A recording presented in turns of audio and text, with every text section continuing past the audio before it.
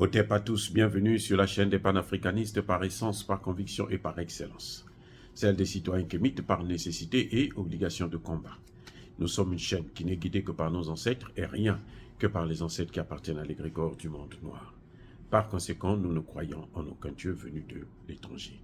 Toutefois, cette vidéo n'est aucunement destinée à inciter à la haine ou à la violence, car nous menons un combat qui est d'abord et avant tout spirituel, intellectuel et démocratique. Ensuite, il est politique, géopolitique et géostratégique, contre l'impérialisme, le colonialisme, le néocolonialisme et l'endocolonat, qui sont tous qualifiés de crimes contre l'humanité. Nous menons ce combat sur la base du principe que nous avons hérité de nos ancêtres kémites, qui est celui de la Marat, c'est-à-dire solidarité, vérité et justice. Vous êtes donc en droit de connaître la vérité, nous avons l'obligation de vous dire la vérité, rien que la vérité, afin que justice soit rendue au continent africain. Et ça, c'est notre modeste contribution dans cette noble lutte en faveur de la souveraineté, la dignité, la solidarité et l'unité africaine. C'est exactement ça que nous appelons le panafricanisme. Bien-aimés frères et sœurs, je tenais encore à vous faire remarquer l'une des plus grandes performances du capitaine Ibrahim Traoré. Le président Traoré, sa force, c'est le changement. C'est-à-dire que ce n'est pas quelqu'un qui vient, qui voit les choses, qui attend 10 ans, 15 ans, 5 ans, un mandat ou 2 mandats pour pouvoir apporter un semblant de solution. En un an, le président Traoré a créé 7 bataillons d'intervention rapide. 7. Un à Goussi, un autre à Gawa, il y en a un troisième à Kangoussi, un quatrième à Safora, et un cinquième à Solanzo, et le 6e se trouve à Bogandé, et le 7e à Gaïeri. Vous voyez, quand le président Traoré arrive, il y a à peine 3 zones, 3 brigades d'intervention rapide. Et puis, il y a 3 zones de gendarmerie. Il en a créé 3 autres. Il y en a au moins 6 actuellement. Ça, c'est pour l'efficacité de l'action. Sans oublier que le président Traoré a formé 100 000 VDP, les volontaires pour la défense de la patrie. Et les 100 000, ça s'est fait en moins d'1 an. Alors que vous avez une population de à peine 21 millions d'habitants. Le Congo démocratique, qui compte 120 millions d'habitants, en 5 ans de pouvoir de Tshisekedi, il a formé seulement, il est en train de former, pas il a formé, il est en train de former 40 000 militaires. Vous voyez, c'est-à-dire que vous voyez bien la négligence. Vous n'avez pas besoin d'attendre 5 ans pour commencer à vous rendre compte de la situation. Parce que quand vous battez campagne, vous savez déjà les problèmes. Vous aviez déjà une idée. Comment vous allez faire pour résoudre ce problème? Le président Tshisekedi a passé tout son temps à nous divertir avec les forces de l'EAC, avec les forces de la SADC, avec l'ONU, avec ceci, avec cela, à négocier avec Kagame, le même Kagame là. Tshisekedi a négocié avec lui. C'est maintenant que Tshisekedi ne veut plus le voir. Mais Tshisekedi a passé 4 ans à parler avec lui. Quand quelqu'un tente de mener la guerre, mais fais-le la guerre. Ah oui. C'est-à-dire que la légitime défense, c'est ça. C'est pas on te donne une gifle sur la joue gauche, toi tu donnes la joue droite. Non. Et en matière d'État, il n'y a pas d'amitié quand c'est comme ça. Surtout un État avec lequel on n'a pas une histoire. Parce que le Congo démocratique est plutôt lié au Congo-Brazzaville et à l'Angola. Parce que c'est ça, c'est ces trois pays-là qui formaient ce qu'on appelle le Congo avec K.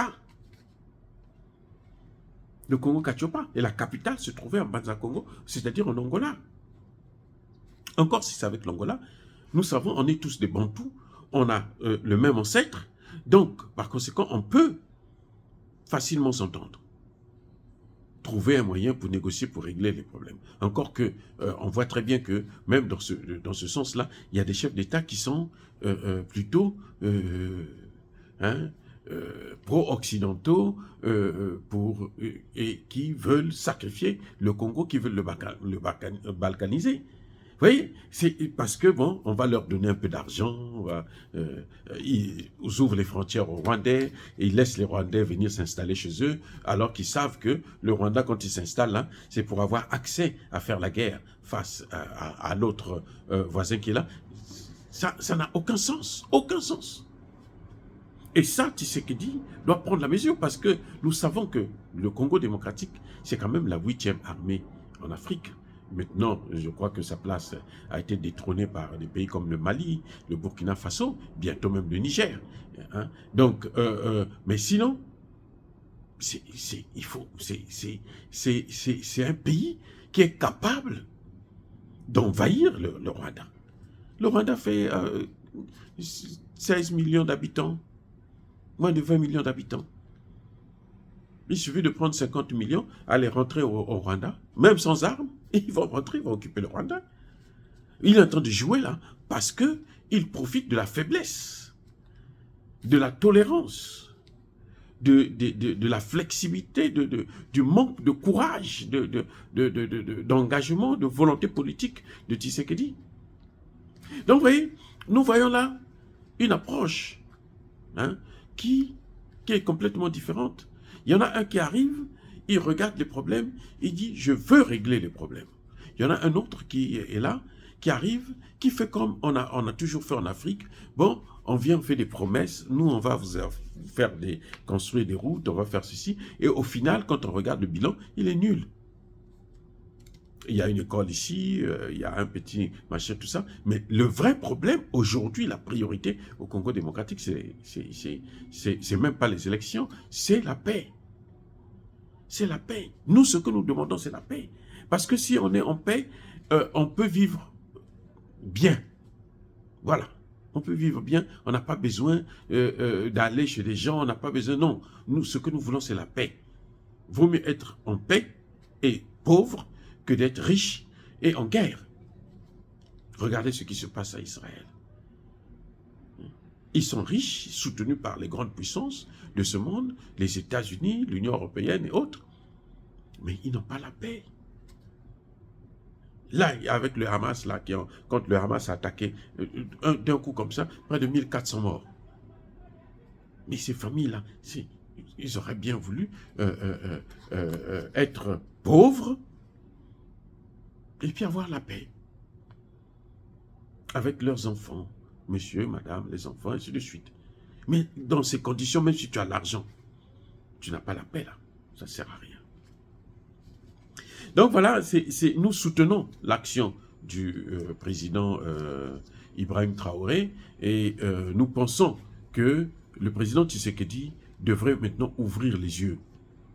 Il devrait savoir déjà que les partenaires qu'il croyait être ses vrais partenaires ne sont pas des bons partenaires, ce sont ceux qui sont en train de détruire le Congo démocratique.